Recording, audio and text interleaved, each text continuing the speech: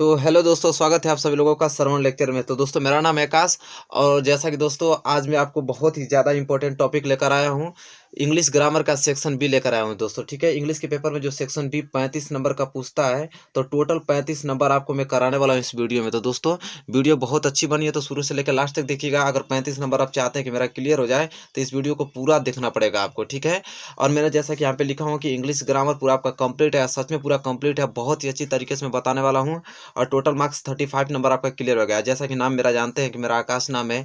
और दोस्तों, मैंने इसमें डिमांड बहुत ज़्यादा समय भी लगा है, काफ़ी 5 दिनों से मैं कार्य कर रहा था इस चीज़ों पे, तो बहुत ज़्यादा से कलेक्ट करने में ज़्यादा टाइम भी लगा है, इसलिए बहुत ज़्यादा मेहनत करना पड़ा दोस्तों। तो मुझे 5000 लाइक किसी कीमत पर चाहिए। कोई भी बंदा अगर इस वीडियो को क्लिक किया तो पहले वो लाइक करे, कमेंट करे, तब जाके इस वीडियो को देखे। ठीक है, तो वीडियो बहुत इंटरेस्टिंग है दोस्तों। तो चलिए चलते हैं अब टॉपिक की ओर। ठीक है, तो जैसा कि आप देख पा रहे हैं, पहले टॉपिक आराम से पढ़िएगा दोस्तों। ठीक है, तब जब आप एग्जाम में बैठेंगे, जब आपके पास पेपर इंग्लिश का आएगा, तो वहाँ पे जब आप क्वेश्चन नंबर 14 देखेंगे, तो क्वेश्चन नंबर 14 में आपको यह क्वेश्चन मिलेगा कि write an essay on of the following topic in about 60 word point are given below for each topic to develop the composition.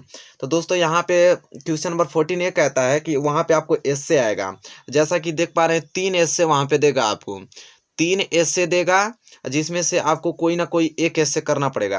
3 ऐसे में से कोई अगर एक ऐसे बढ़िया से कर देते हैं तो 6 मार्क्स आपका मिल जाएगा, 6 मार्क्स मिल जाएगा। तो वीडियो बहुत अच्छी बनी है, तो दोस्तों इसे पूरा देखिएगा और यहाँ पर समझने की कोशिश कीजिए। 3 ठे देगा आपको ऐसे, जिसमें से एक ही करना है, ये नहीं कि तीनों करना है, 3 में से एक करना है जो 6 मार्क्स आपको दिलाएगा। तो चलिए, जैसा कि यहाँ पे देख पा रहे हैं कि सम इंपॉर्टेंट ऐसे, कुछ इंपॉर्टेंट मैंने ऐसे लिखा है, उसे मैं अब डिस्कस करने वाला हूँ। उसे आप जरूर नोट कीजिएगा, बहुत ही ज़्यादा इंपॉर्टेंट है, क्योंकि 6 मार्क्स आपको दिलाएगा। ठीक है, तो चलिए, तो ऐसे लिखने से पहले कुछ यहाँ पे देखिए मेन पॉइंट है, इसे बहुत जानना जरूरी है। अगर ये जो बंदा नहीं जानेगा तो कुछ मार्क्स नहीं बढ़िया से उठा पाएगा। तो यहाँ पे जैसा कि मैं लिखा हूँ कि ऐसे लिखते समय ध्यान रखने योग्य बातें, जब आप ऐसे लिखने जा रहे हैं तो कुछ ऐसी कंडीशंस, कुछ ऐसी बातें उसे फॉलो करना पड़ेगा आपको। जैसा कि पहला यहाँ पे लिखा है कि सर्वप्रथम प्रश्न पत्र में पूछे गए विभिन्न ऐसे में से उस टॉपिक विषय का चयन करें जिसकी आपको सबसे ज़्यादा जानकारी हो। 3 ऐसे देगा, तो उन तीनों ऐसे में से आपको ये चीज़ देखना है कि सबसे ज़्यादा जानकारी किस एस्से में है, उसी एस्से को सबसे ज़्यादा चूज करें। ठीक है, उस एस्से को चूज करें, उसे में लिखें जिन्हें आप में सबसे ज़्यादा जानकारी हो उस। ठीक है, और दूसरा पॉइंट आपको यह चीज़ है कि इसके पश्चात दिए गए एस्से के हिंट अथवा आउटलाइन को ध्यानपूर्वक पढ़कर ही लिखना प्रारंभ करना चाहिए। जब आप एस्से उसमें देगा, तो जैसा कि एस्से देगा तो उसमें पॉइंट्स कुछ देता है। ठीक है, उसमें पॉइंट्स आपको देगा कि इन पॉइंट्स से ही लिखना है, तो उस पॉइंट्स को अच्छे तरीके से देखें और उसे फॉलो करें। ठीक है, और यहाँ पे तीसरा पॉइंट यहाँ पे ये लिखा है कि हिंट अथवा आउटलाइन के अंदर लिखी गई जानकारी केवल टॉपिक विषय पर आधारित होनी चाहिए। ठीक है, जब भी हिंट आप आउटलाइन के अंदर लिख रहे हैं कोई भी टॉपिक, तो जो जिस एस्से के बारे में लिखना है उसी एस्से के बारे में लिखना है, ये नहीं कि कोई भी जानकारी लिख दें। ठीक है, तो इसे फॉलो करना है। और चौथी जानकारी आपको है कि प्रश्न पत्र में दिए गए हिंट अथवा आउटलाइन में से कोई भी हिंट छोड़ना नहीं चाहिए। ठीक है, जब आप एस्से का हिंट और आउटलाइन लिख रहे हैं तो कोई भी आउटलाइन हिंट छोड़ना नहीं चाहिए, क्योंकि उसमें कोई शर्त देता है। जैसा कि मैं पेपर में दिखा देता हूँ आपको, देखिए जैसे यहाँ पे दिया कि माई हॉबी पर आपको लिखना है से, तो देखिए introduction, meaning and topic, hobbies, my choice, advantage और कंक्लूजन, यही हिंट और आउटलाइन होती है। इसमें से कोई आउटलाइन छूटना नहीं चाहिए ना कि माय चॉइस तक लिख दिया है, 2 छोड़ दिया, ये नहीं करना है, पूरा लिखना है आपको। ठीक है, वही चीज़ वहाँ पे लिखा हुआ है। ठीक है, तो ये चीज़ आप उम्मीद करता हूँ कि क्लियर हो चुका होगा।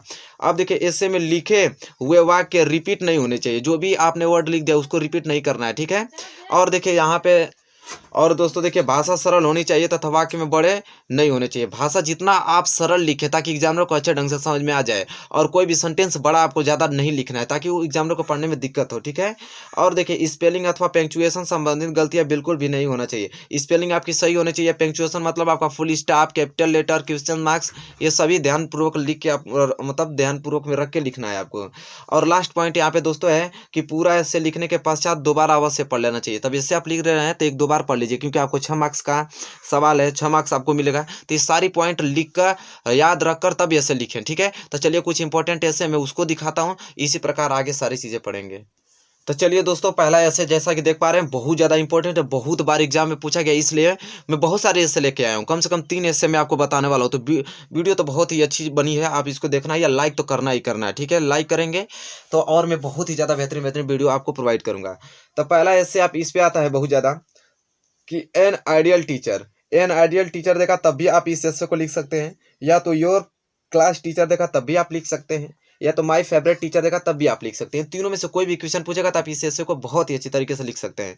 अब देखिए यहाँ पे आउटलाइन, मैंने बताया था कि नहीं कि आउटलाइन देगा, तो आउटलाइन में introduction, his personality, qualities, method of teaching, फिर कंक्लूजन, इन सारी टॉपिकों को ध्यान में रख के यही आउटलाइन हिंट होते हैं, इन्हीं से लिखना है। तो पहला इंट्रोडक्शन दिया है तो आपको खूबसूरत हेडिंग इंट्रोडक्शन डालना है और लिखना है इसमें कि इंट्रोडक्शन में आप लिखेंगे इन आइडियल टीचर पे, चाहे और क्लास टीचर पे, चाहे मेरा फेवरेट टीचर हो, उसके उनके बारे में आप लिखेंगे। पहले कि आप जिस कॉलेज में पढ़ते हैं उनका नाम लिखना है कि I study in DAV inter college Moradabad, जिस भी आप कॉलेज में पढ़ते हैं उसका नाम आप लिख सकते हैं। फिर आपको यहाँ पे लिखना है there are several teachers but my favourite teacher is mister RD Sharma, उनका नाम लिख दीजिएगा। Who teach your English, English पढ़ाते हैं। He is MA on English and B.Ed, English में MA किए हैं और B.Ed किए हैं। He is more than 10 years of teaching experience, उनका 10 साल पढ़ाने का एक्सपीरियंस है। ठीक है, तो आपको इस प्रकार आपको इंट्रोडक्शन में उनका लिखना है। ठीक है, उनका परिचय देना है। इनके बाद आपको आ जाना है यहाँ पे हिज पर्सनालिटी, उनकी पर्सनालिटी कैसी है, तो आपको यहाँ पे लिखना पड़ेगा he is very well dressed, smart and intelligent teacher, उनकी ड्रेस बहुत अच्छी है और वो स्मार्ट दिखने में लगते हैं और काफ़ी बुद्धिमान भी हैं। ठीक है, and lives and inspiring impression on the student. ठीक है, तो यहाँ पे इनका हिज पर्सनालिटी के बारे में लिखना है। ठीक है, तो आप दोस्तों इसे बस लिख लीजिए क्योंकि बहुत सारी वीडियोस मतलब बहुत सारे टॉपिक बताना, इसलिए मैं पढ़ के आपको सुना दे रहा हूँ। ठीक है, तो हिज पर्सनालिटी आपको इतना लिखना है। इनके बाद देखिए तीसरा पॉइंट क्वालिटीज, आप फिर हेडिंग आपको क्वालिटीज डालना है, फिर क्वालिटीज में लिखना है आपको he is a very punctual, regular and never miss and period, he is soft spoken and very hard working. यह इनकी क्वालिटीज़ के बारे में आपको इतना चीज़ लिखना है। ठीक है, उम्मीद करता हूँ कि क्लियर हो गया। इनके बाद अब आपको टॉपिक लिखना है कि मेथड ऑफ टीचिंग, उनका पढ़ाने का तरीका क्या है, तो आपको लिखना है कि he treats student like friend, understand them and solve their problem in the best possible and easiest way. इन्हें मेथड ऑफ टीचिंग में लिखना है। तो ये टॉपिक हो गया। अब दोस्तों मेथड ऑफ टीचिंग, अब लास्ट बचा आपका कंक्लूजन। अब कंक्लूजन लास्ट में लिखना है आपको। अब दोस्तों लास्ट में उनका कैलकुलेशन लिखेंगे। तो कैलकुलेशन में लिखेंगे कि I admire him for his energy, knowledgement, passions for teaching and his caring attitude and I am thanksful to him for improving my English grammar skill. तो दोस्तों यह कंक्लूजन है। तो दोस्तों अब आपका फर्स्ट एज से कंप्लीट होता हुआ। ठीक है, एन आइडियल टीचर पे आएगा, चाहे माई क्लास टीचर पे आएगा, चाहे माई फेवरेट टीचर पे आएगा, तो बहुत खूबसूरत से आप लिख सकते हैं। 6 मार्क्स आपको दिला देगा। ठीक है, तो चलिए दोस्तों कुछ और इंपॉर्टेंट ऐसे में उसके बारे में भी आपको डिस्कस कर लेता हूँ। वीडियो पसंद आए तो जरूर लाइक कीजिए। चलिए दोस्तों दूसरा पढ़ लेते हैं। देखिए दूसरा ये बहुत ज़्यादा ये भी इंपॉर्टेंट है दोस्तों, जितने भी इंपॉर्टेंट है सारा चीज़ में लाए हैं। कोई भी इस वीडियो को देख लेते हैं तो कभी कोई वीडियो देखने की जरूरत नहीं है, आपको 35 मार्क्स आपका क्लियर हो जाएगा। ठीक है, जैसा कि आप देख पा रहे हैं यहाँ पे एन इंडियन फेस्टिवल पूछता है, या तो माई फेवरेट फेस्टिवल पूछेगा, या तो दिवाली पूछेगा। तीनों कुछ भी पूछे आप इसको लिख सकते हैं। तो जैसा कि मैं उसमें भी बताया था, इसमें भी आउटलाइन आपको देगा, इंट्रोडक्शन देगा, टाइम ऑफ सेलिब्रेशन देगा, लीजेंड बिहाइंड इट देगा, हाउ इट इज सेलिब्रेट देगा, कंक्लूजन देगा। तो इन सारे पॉइंट को देखते ही लिखना है।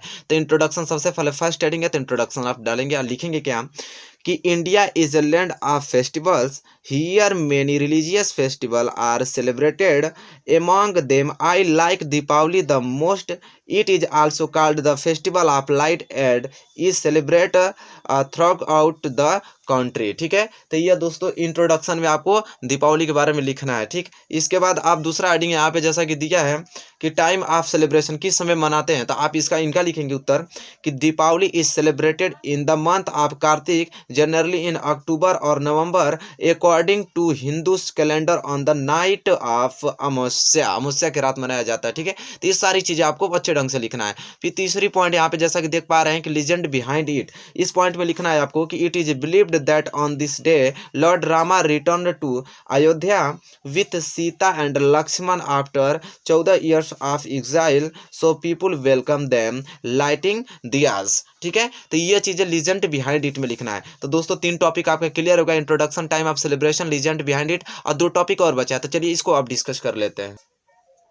तो देखिए दोस्तों अब ये टॉपिक बचा था हाउ इट इज सेलिब्रेटेड। ठीक है, तो देखिए इसमें आपको लिखना है कि Deepawali is celebrated with great preparation, houses are clean and decorated, people wear new cloth and prepared sweet and snack either at home or busy from market on the Deepawali night. People worship goddess Lakshmi and god Ganesh and the whole house get illuminated by lighting diyas and candle. Darkness is removed through lighting of diyas and children burst fire crickets. ठीक है, तो crickets यहाँ पे आपको लिखना है how it is celebrated में इतना पॉइंट आपको लिख लेना है दोस्तों। ठीक है, अब लास्ट पॉइंट आपका बचता है कंक्लूजन। फिर आप कंक्लूजन लिखना पड़ेगा भाई, 6 मार्क्स आपको दिलेगा तो इतना तो मान के चलिए कि इतना लिखना ही पड़ेगा आपको। ठीक है, अब लास्ट कंक्लूजन में लिखना पड़ेगा कि Deepawali is a very auspicious festival as the family get together and enjoy the festival of light. The whole city looks beautiful due to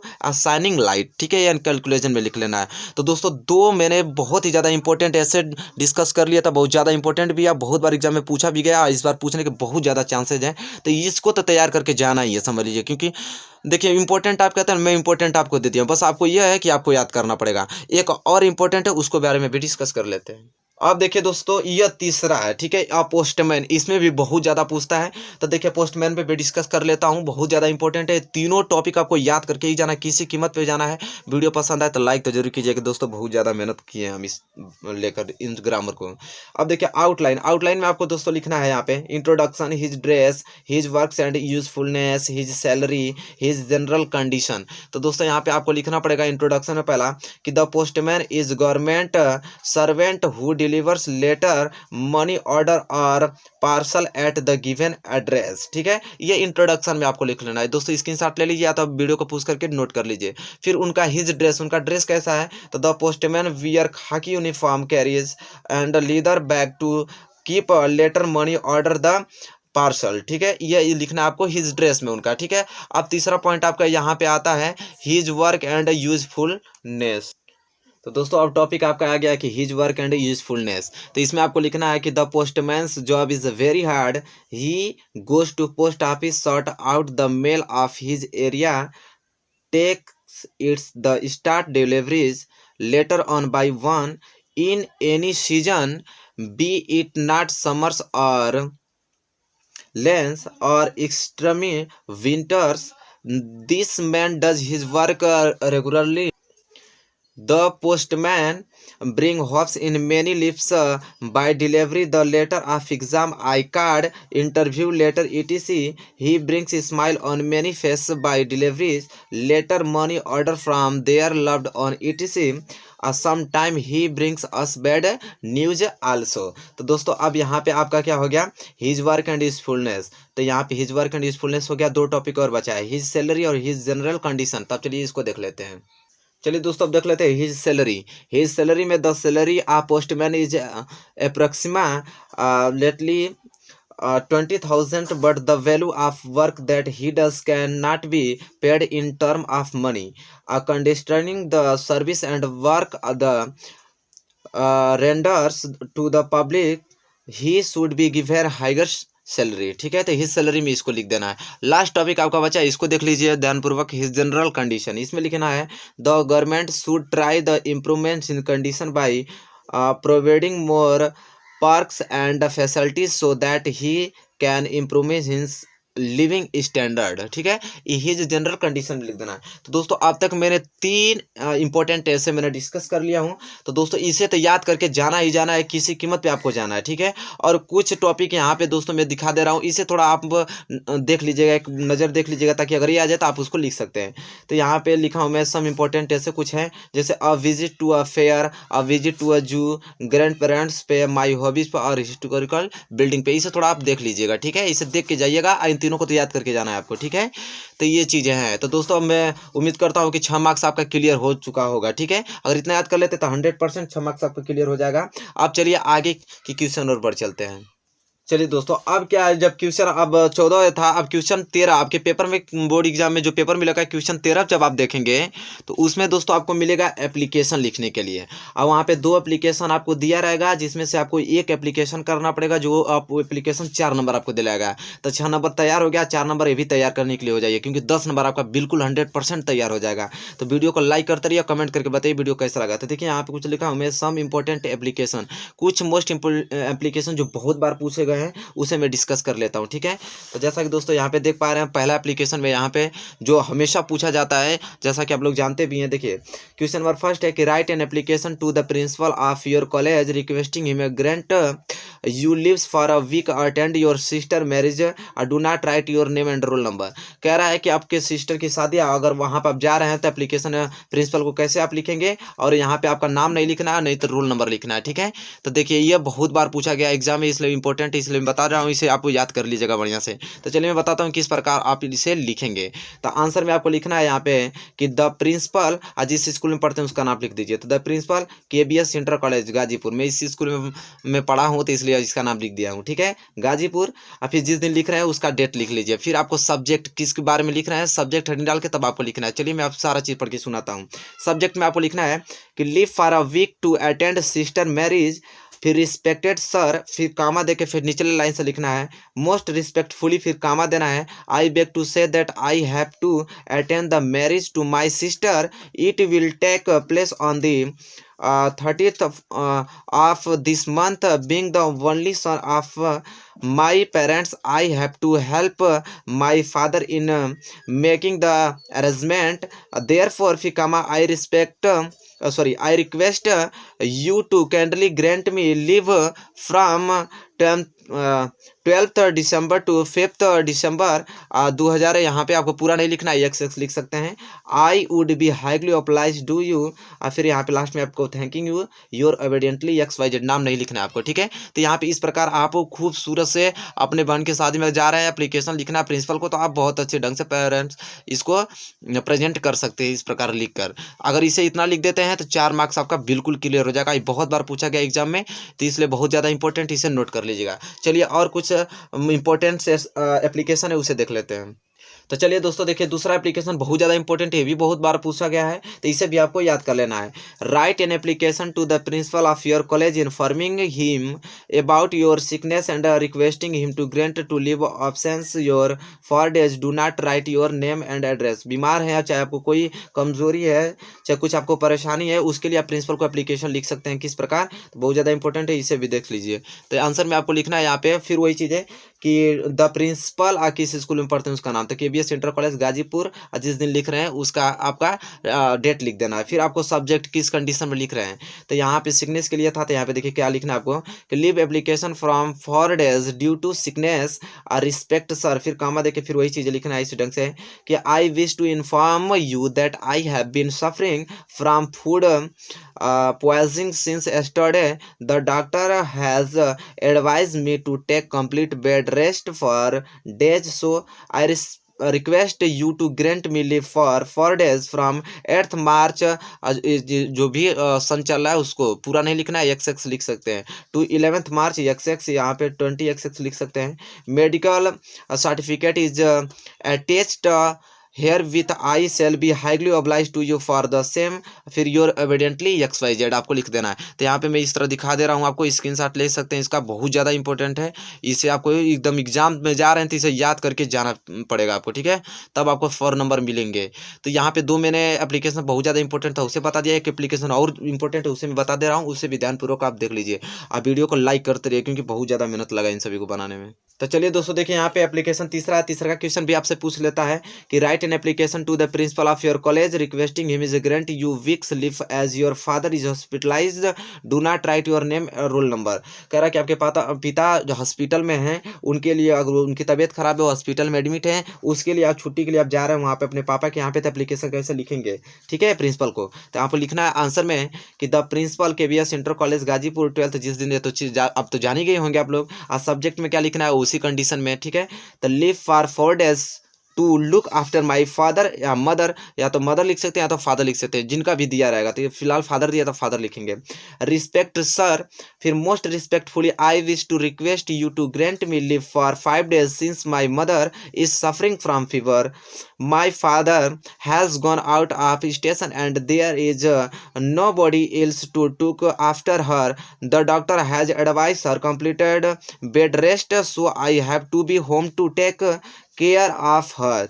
फिर I accuse you that I would make up for the loss of my studies by coordinating with my classmate and the teachers I will be highly oblige to you. फिर यहाँ पे आपको लिख देना है thank you your evidently XYZ।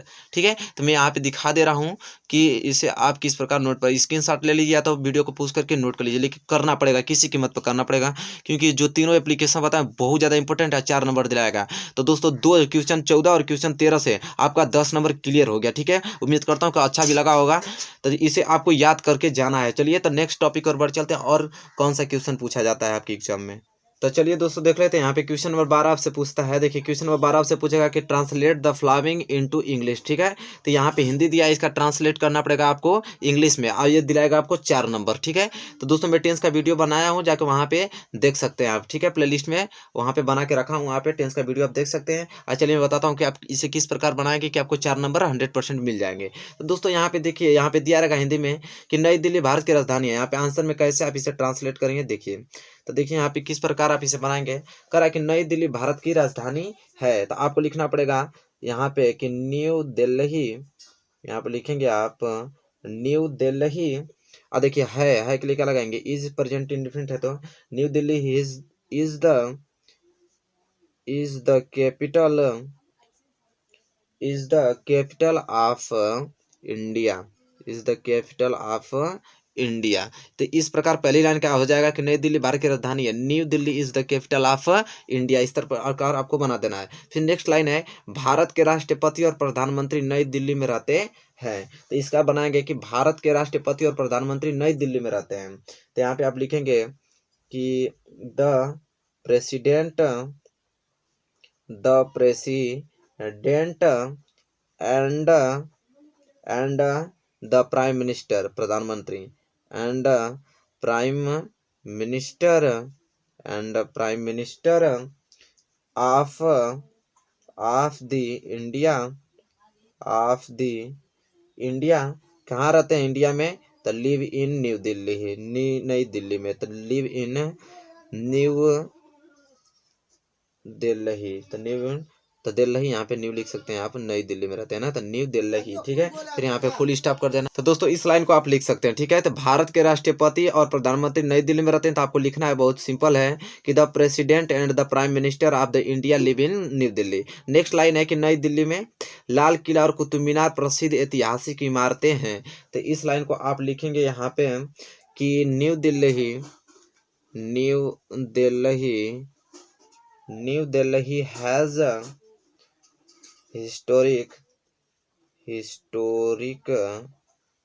Has historic monument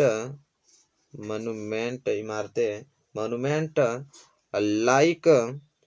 monument like the Lal Qila ना, तो लाल किला के लिखेंगे आप रेड फोर्ट और लाल किला और क्या है एंड कुतुब मीनार, तो आप लिखेंगे कुतुब मीनार, तो QUTUB कुतुब मीनार। ठीक है, अब फुल स्टॉप। फिर यहाँ पे हो गया आपका कि नई दिल्ली में लाल किला और कुतुब मीनार प्रसिद्ध ऐतिहासिक इमारतें हैं। अब नेक्स्ट लाइन है प्रगति मैदान और अप्पू घर यहाँ के आकर्षण है, तो इसे आप लिखेंगे यहाँ पे कि प्रगति मैदान एंड और क्या अप्पू घर, यहाँ पर लिखेंगे APPU Appu Ghar are the आकर्षण के लिए अट्रैक्शन लिखेंगे आप, अट्रैक्शन ऑफ कहाँ की, न्यू दिल्ली की, तो न्यू दिल्ली। तो इस प्रकार आपको लिखना है। ठीक है, तो यहाँ पे देखिए लिखा है कि नई दिल्ली भारत की राजधानी है और भारत के राष्ट्रपति और प्रधानमंत्री नई दिल्ली में रहते हैं। नई दिल्ली में लाल किला और कुतुब मीनार प्रसिद्ध ऐतिहासिक इमारतें हैं, प्रगति मैदान और अप्पू घर पर यहाँ के आकर्षण है। तो आपको इंग्लिश में ट्रांसलेट कर देना है कि new Delhi is the capital of India और the president and the prime minister of the India live in new Delhi और new Delhi and historic monument like the red fort and Qutub Minar, Pragati Maidan and Appu Ghar are the attraction of new Delhi. New Delhi के आकर्षण है प्रगति मैदान और अप्पू घर। ठीक है, तो इस प्रकार ट्रांसलेट करेंगे आपको, तो 4 नंबर आपका क्लियर हो जाएगा। तो वहाँ पे 6, 4, 10 और 14 नंबर अब तक क्लियर हो चुके होंगे दोस्तों। ठीक है, तो चलिए दोस्तों उम्मीद करता हूँ कि पसंद आपको आ गया होगा वीडियो। चलिए नेक्स्ट क्वेश्चन की ओर बढ़ चलते हैं। अब दोस्तों देखिए नेक्स्ट क्वेश्चन नंबर 11 पूछेगा। तो क्वेश्चन नंबर 11 में दोस्तों 4 क्वेश्चन रहते हैं, ठीक है। तो क्वेश्चन नंबर 11 में 4 क्वेश्चन रहते हैं। और पहला क्वेश्चन आपसे ये पूछेगा कि choose the correct preposition from the ones given below the sentence fill in the blanks, ठीक है। ये आपको सेंटेंस दिया, यहाँ पे फिल इन द ब्लैंक्स दिया। इस फिल इन द ब्लैंक्स में कौन सा इन तीनों में से प्रीपोजिशन फिलअप होगा, अगर आप सही कर देते हैं तो 2 नंबर आपको मिल जाएगा, ठीक है। तो दोस्तों कमेंट बॉक्स कीजिएगा कि अगर प्रीपोजिशन पर आपको वीडियो चाहिए तो मैं एक वीडियो में सिर्फ प्रीपोजिशन आपको डिस्कस कर दूंगा ताकि 2 नंबर आपको क्लियर हो सके। तो वहाँ पे कमेंट करके बताइएगा। फिलहाल इस क्वेश्चन को देखिए, यहाँ पे देखिए बहुत ईजी होता है। लिखा है कि the ring is made, the ring अंगूठी बनाई जाती है। देखिए ऑफ मतलब होता है का, ऑन मतलब होता है पर, और इन मतलब होता है में। तो द रिंग द मेड, अंगूठी बनाई जाती है में सोने की नहीं। फिर आप लिखेंगे द रिंग इज मेड, अगर ऑन का प्रयोग करते हैं तो ऑन मतलब होता है पर, तो अंगूठी बनाई जाती है सोने पर, तो ये भी गलत हो जाएगा। आप मतलब होता है का, तो आप लिखेंगे अंगूठी बनाई जाती है सोने की, तो आप मतलब का होता है चाहे की होता है। तो यहाँ पे क्या सेंटेंस आप भर सकते हैं, तो इसका सही उत्तर होगा आप यहाँ पे भर सकते हैं, तब जाके आपका क्लियरली इसका अर्थ निकलेगा कि the ring is made of gold, अंगूठी सोने की बनाई जाती है, ठीक है। सोने की, तो आप मतलब की होता है, ठीक है। तो इसलिए आप यहाँ पे आप भरेंगे, ना कि ऑन भरेंगे, ना कि इन भरेंगे। तो अगर आप सही भर देते हैं आप, तो 2 नंबर क्लियर हो जाएगा। अगर प्रीपोजिशन पे आप वीडियो चाहते हैं कि 2 नंबर अगर आपका क्लियर हो सके तो कमेंट कीजिएगा, मैं प्रीपोजिशन पे एक वीडियो बहुत अच्छा से बना दूंगा। तो चलिए आप देखते हैं कि अब बी वाला क्वेश्चन कैसे पूछता है। तो चलिए दोस्तों अब देख लेते हैं ग्रामर का बी क्वेश्चन आपसे पूछेगा कि कंप्लीट द फॉलोइंग सेंटेंस, ठीक है। इस सेंटेंस को पूरा कीजिए। अगर आप सही ढंग से इस सेंटेंस को पूरा कर देते हैं तो समझिए कि 2 मार्क्स आपका क्लियर हो जाएगा, ठीक है। तो यहाँ पे इस प्रकार देखा, जैसे फॉर एग्जांपल मैंने यहाँ पे लिखा हूँ इफ यू वर्क हार्ड, यदि आप कठिन कार्य करते हैं तो क्या हो जाएगा। और कोई भी एक कार्य है, तो जैसे पढ़ाई का स्तर, जैसे आप हाई स्कूल का एग्जाम ही दे रहे हैं, अगर उसमें आप कठिन कार्य कर रहे हैं तो आप पास न हो जाएंगे। तो वही चीज़ है, कुछ ऐसा सेंटेंस बनाना है जो उसका अर्थ पूर्ण निकले। जैसे इफ यू वर्क हार्ड, यदि आप कठिन कार्य करते हैं तो यू विल पास, तुम पास हो सकते हो, तुम पास हो जाओगे। यू फी वर्क हार्ड, यदि तुम कठिन कार्य करते हो तो तुम पास हो जाओगे। तो यू विल पास, यह सेंटेंस में अगर आप फिलअप कर देते हैं, आप अर्थ पूरे एक सेंटेंस आपका निकल जाता है, तो समझिए कि 2 मार्क्स आपका क्लियर हो जाएगा। तो यहाँ पे ये यू विल पास आप लिख सकते हैं। तो इस ढंग का भी क्वेश्चन आता है। अगर आप चाहते हैं कि इस पर भी वीडियो बना दिया जाए एक, तो कमेंट कीजिएगा, बना दिया जाएगा। लेकिन यहाँ से 2 4 नंबर आपका क्लियर हो गया। एक तो प्रीपोजिशन से, एक तो यहाँ पे कंप्लीट द सेंटेंस है। अब चलिए देखते हैं कि सी वाला क्वेश्चन किस प्रकार पूछता है। देखिए दोस्तों तीसरा क्वेश्चन पूछेगा आपसे सी, उसमें पूछेगा कि complete the spelling of the following test. Spelling test आपसे पूछेगा। एक क्वेश्चन आधा नंबर का रहेगा, 2 क्वेश्चन दिया रहेगा, दोनों क्वेश्चन को अगर सही आप कर देते हैं तो 1 नंबर मिल जाएगा। जैसे यहाँ पे देखिए JST तो आपको एक ऐसा इसमें वर्ड डालना पड़ेगा कि जो एक संपूर्ण अर्थ बने इसका। जैसे इसमें जैसा कि आप देख पा रहे हैं कि अगर यहाँ पे मैं यू भर दूँ JUST यहाँ पे आई, तो ये बन गया आपका जस्टिस, ठीक है। तो जस्टिस, इसमें यहाँ पे यू आई भर देंगे तो जस्टिस आपके संपूर्ण बन जाएगा वर्ड। तो यहाँ पे आधा नंबर आपको क्लियर हो जाएगा। जैसे इस प्रकार देखिए ATT-ND-NC, तो यहाँ पे जैसा कि देख रहे हैं, तो यहाँ पे अटेंडेंस कुछ दिखाई इस प्रकार दे रहा है। तो अगर यहाँ पे ई भर दें, यहाँ पे भी ई भर दें, तो अटेंडेंस, ठीक है। तो यहाँ पे अर्थपूर्ण बन गया अटेंडेंस जस्टिस। तो 1 नंबर आपका क्लियर हो जाएगा। तो ग्रामर क्वेश्चन नंबर 11 में सी इस तरह पूछता है। पहला ए पूछा था आपका प्रीपोजिशन, दूसरा का आपसे पूछा था कंप्लीट द सेंटेंस, और तीसरा का पूछा आपका स्पेलिंग टेस्ट, ठीक है। अब देखिए एक और पूछता है, उसके बारे में डिस्कस कर लेते। तो देखिए दोस्तों यहाँ पे चौथा आपसे पूछता है पंक्चुएशन से, ठीक है, चिन्हों का प्रयोग। तो इसमें कौन सा चिन्ह इस्तेमाल करेंगे, ठीक है। आइए आपका 2 मार्क्स का पूछता है, ठीक है। 2 मार्क्स अगर देखिए अगर सही कर देते हैं तो 2 मार्क्स का आपको क्लियर हो जाएगा। तो इसमें करना ये चीज होता है, देखिए कि इसमें question marks, capital letter, inverted comma सब देख के लिखना पड़ता है कि कौन सा कहाँ पे यूज होता है। तो सबसे पहले चलिए इसको सही करते हैं कि he said will you help me or shall I ask someone else, ये दिया है। इसे हम देखिए करेक्ट कैसे करेंगे। तो इसका आंसर में आप लिखना पड़ेगा। सबसे पहले आप जानते हैं कि कोई भी लेटर लिखते हैं कैपिटल लेटर में होता है, तो ये ही स्मॉल में दिया है, तो यहाँ पे हमको कैपिटल लिखना पड़ेगा, ही सैड। अब देखिए कभी सैड आ गया तो आप जब समझिए डायरेक्ट इनडायरेक्ट का सेंटेंस होगा। तो सैड के बाद कोई भी वर्ड लिखा जाएगा तो ये किस में लिखा जाएगा, तो इन्वर्टेड कामा में लिखा जाएगा, ठीक है। और यहाँ पे कामा लगाना पड़ता है। तो इन्वर्टेड कामा में आप लिखेंगे इसको, इन्वर्टेड कामा में पहला अक्षर कैपिटल होता है। तो विल यू हेल्प मी और सेल। अब देखिए आई, यहाँ पे कभी भी सिंगल अगर आई आता है ऐसे तो वो कैपिटल लेटर में होता है, तो यहाँ पे लिखना पड़ेगा आपको कैपिटल आई फिर लिखना पड़ेगा आस्क का, फिर देखिए समवन जैसे है वो सही है, इल्स ये भी सही है। अब देखिए इन्वर्टेड कामा, तो इन्वर्टेड कामा घेरना पड़ेगा, लेकिन देखिए विल से स्टार्ट हुआ तो सेंटेंस आपका इंट्रोगेटिव गया, तो इसलिए आपको यहाँ पे क्वेश्चन मार्क लगाना पड़ेगा। तो अगर इस प्रकार आप करते हैं सही ढंग से तो आपका बिल्कुल 2 मार्क्स आपका क्लियर हो जाएगा। तो पंक्चुएशन पे भी वीडियो आप चाहते हैं तो मैं वीडियो बना दूंगा, पंक्चुएशन पे भी कमेंट कीजिएगा। आप वीडियो को लाइक करते रहिए दोस्तों, कमेंट करके बताइए वीडियो कैसा लग रहा है। तो क्वेश्चन नंबर 11 भी आपको क्लियर होगा। क्वेश्चन नंबर 11 में आपको 2, 2, 4 और 1 नंबर या 5 और 5, 2, 7 नंबर इसमें भी क्लियर हो गया। ठीक है, तो दोस्तों उम्मीद करता हूँ ये वीडियो अगर आप देख लेते हैं तो कभी भी कोई वीडियो देखने की जरूरत ही नहीं है आपको, क्योंकि मैं पूरा अच्छे तरीके से आपको बता दिया हूँ। चलिए क्वेश्चन नंबर 10 की ओर बढ़ चलते हैं। चलिए दोस्तों देख लेते हैं क्वेश्चन नंबर 10। देखिए क्वेश्चन नंबर 10 में भी आपके क्वेश्चन रहते हैं 4, और इसमें से पहला क्वेश्चन आपसे ये पूछेगा कि देखिए क्वेश्चन इस प्रकार देगा कि in evening play football with they देगा, और लिखा है यहाँ पे frame a correct sentence by the reordering the word. इस सेंटेंस को इधर उधर लिखा है, इस सेंटेंस को आपको एक सेंटेंस को सजा कर लिखना है। ठीक है, कि सबसे पहले सब्जेक्ट आता है, वर्ब आता है, ऑब्जेक्ट आता है, इस प्रकार आपको लिखना है। ठीक है, तो सबसे पहले कोई भी सेंटेंस सब्जेक्ट से स्टार्ट होता है। तो in evening play football we, जैसा कि आप देख पा रहे हैं कि वी यहाँ पे क्या होगा, सब्जेक्ट होगा, तो सब्जेक्ट को सबसे पहले आगे लिखेंगे, तो लिखेंगे हम वी। अब सब्जेक्ट के बाद दोस्तों अब क्या लिखना पड़ता है, वर्ब। वर्ब यहाँ पे क्या है, प्ले। क्योंकि प्ले मतलब खेलना, खेलना आपका वर्ब है, तो इसके बाद क्या लगाना पड़ेगा, वर्ब आपका।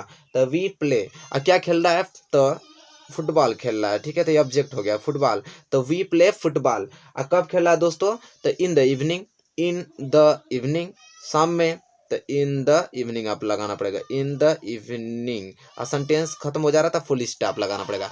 तो we play football in the evening, इस प्रकार आप करेंगे तो सेंटेंस सही रहेगा आपका। ठीक है, तो देखिए सब्जेक्ट हो गया यहाँ पे वर्ब हो गया, यहाँ पे ऑब्जेक्ट हो गया, यह सब रिमेनिंग वर्ड हो गया। ठीक है, तो इस प्रकार अगर लिखते हैं आप तो आपको 2 मार्क्स क्लियर हो गया। तो चलिए आप दूसरे क्वेश्चन के ऊपर चलते हैं। चलिए दोस्तों देख लेते हैं 10वां का दूसरा का क्वेश्चन आपसे पूछेगा कि he teaches English change into passive voice. Active voice में दिया है, पैसिव वॉइस में आपको चेंज करना पड़ेगा, 2 मार्क्स का भी आता है। ठीक है, तो चलिए मैं बताता हूँ किस प्रकार आप इसे चेंज कर सकते हैं। तो सबसे पहले जानते हैं आप लोग एक्टिव वॉइस और पैसिव वॉइस का रूल क्या होता है, कि जिसका जो ऑब्जेक्ट होता है इसका सब्जेक्ट बन जाता है, इसका सब्जेक्ट ऑब्जेक्ट बन जाता है। तो ही टीचेज इंग्लिश, ये देखिए प्रेजेंट इंडेफिनिट है, अब प्रेजेंट इंडेफिनिट टेंस से पहले ऑब्जेक्ट लिखा जाता है। देखिए इसका ऑब्जेक्ट इंग्लिश ऑब्जेक्ट है, तो सब्जेक्ट बनेगा, तो यहाँ पे लिखना पड़ेगा मुझे क्या, इंग्लिश हो गया। आप प्रेजेंट इंडेफिनिट टेंस में इज एम आर लगाना पड़ता है, तो जैसा कि देख पा रहे हैं थर्ड पर्सन सिंगुलर है, इसलिए मुझे इज लगाना पड़ेगा, तो इंग्लिश इज।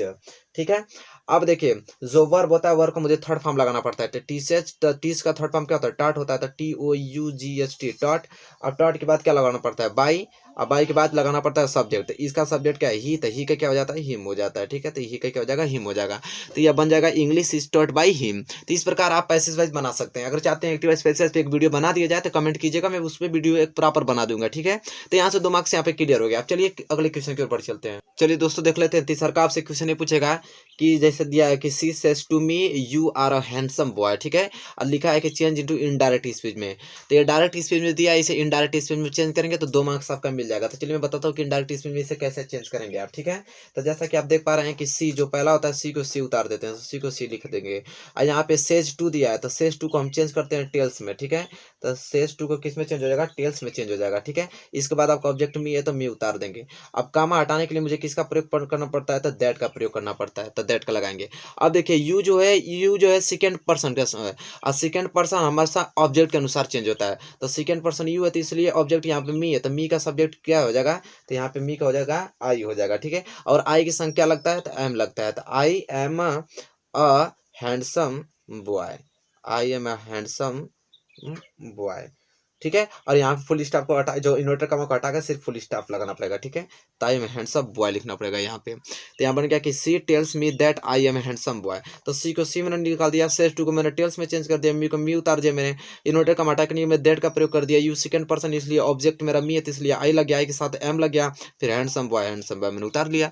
तो बहुत ही ज़्यादा सिंपल है दोस्तों। अगर चाहते हैं डायरेक्ट इनडायरेक्ट मैं आपको बता दूँ तो कमेंट कीजिएगा, जैसा भी ज़्यादा कमेंट आएगा तो मैं बना दूंगा इस वीडियो। ठीक है, तो तीसरा हो गया। चलिए लास्ट क्वेश्चन पढ़ लेते हैं। तो चलिए दोस्तों देखिए ये 10वां का ये लास्ट क्वेश्चन है, 10वां का ये आपका तीसरा है। ठीक है, अब 10वां का हम लोग इसका चलिए दोस्तों देख लेते हैं। ये 10वां का देखिए, सॉरी यहाँ पे 10वां का चौथा है, 3 तो मैंने बता ही दिया हूँ। ठीक है, तो ये 10वां का चौथा है, लास्ट है। ठीक है, यहीं से ग्रामर आपका क्लियर होता है, समाप्त भी हो जाएगा। ठीक है, तो यहाँ पे जैसा कि दिया है, यहाँ पे ये तीसरा था और ये वाला क्या है, चौथा है। ठीक है, ये चौथा, ये बताने जा रहा हूँ। अब लिखा है he dash in Delhi since 1998। ठीक है, तो use correct from of the verb live form fill in the blanks. क्या रहा है इसमें दोस्तों कि लिव ये वर्ब है, इसमें से वर्ब का कौन सा फॉर्म भरा जाएगा। ठीक है, तो जैसा कि दोस्तों आप लोग जानते हैं कि ये कौन सा है, सिंस आ गया और यहाँ पे आपका एक समय दे दिया। ठीक है, तो जैसा कि लिव आपके यहाँ पे दिया, तो जैसा कि आप जानते हैं कि सिंस दे दिया और समय दे दिया, तो ये आपको कौन सा सेंटेंस है, तो present perfect continuous. Present perfect continuous पे हैज बीन लगता है और वर्ब का फर्स्ट फॉर्म प्लस आईएनजी लगता है।